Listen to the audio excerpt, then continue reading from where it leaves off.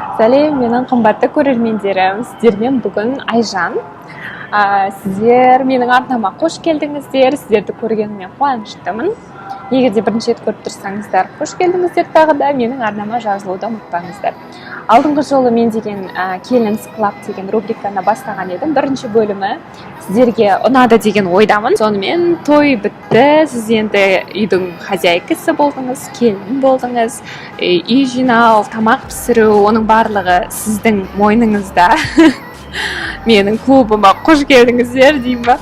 Енді өзім осы басында үй жинағанда күнде үй жинай беретінмін. Кішкене тез шашылып кетеді, сондай бірдеңке болды да.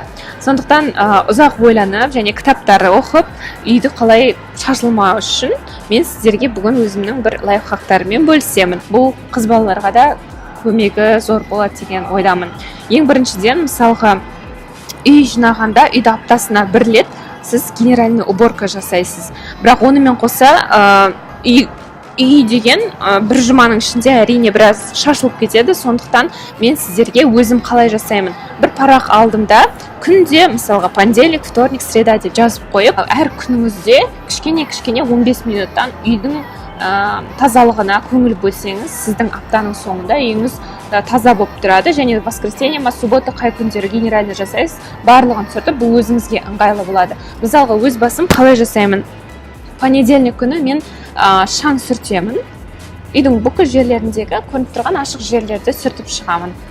Бір 10-15 минут алады. Болды, жұмысыңыз бітті. Вторник күні тағы да бір 10-15 минут сіз деген ваннаны шайып, жуып шығасыз. Вторник күні сізде үйіңіздің шаңы болмайды, ваннаға міндетті түрде күнде кіресіз, сондықтан ваннаңыз тап-таза болып тұрады. Уже как бы визуально үйіңіз таза секілді сезіліп тұрады. Среда күні сіз деген үйдің кілемдерін немесе ашық жерлерін пропылесосить нужно. Онда тоже біраз үйдің тазалығы көрініп тұрады. Четверг күні бұл да бір 10-15 минут.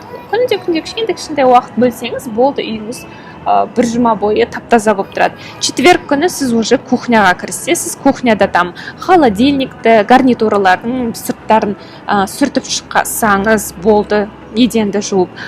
Пятница күні мен обычно негізі генеральный уборканы пятница күні жасаймын. Суббота, воскресенье мен демалам. Кәдімгі демалыс ол күні. Демалыс дегенде кір жуу, сондай бірде мелочтар болмаса, ал үйдің шаруасына мен осылай пландап қоямын. Сондықтан бұны сіздерде де қолдансаңыз, сізге ыңғайлы болады. Келін болсаңыз немесе қыз бала болып үйді жинағанда да күнделікті үйіңіз таза, қонақтар будний дни дейміз ғой, келіп қалса да үйіңіз таза болып тұрады. Бұл өзіңіз бір жақсы сезімде боласыз да.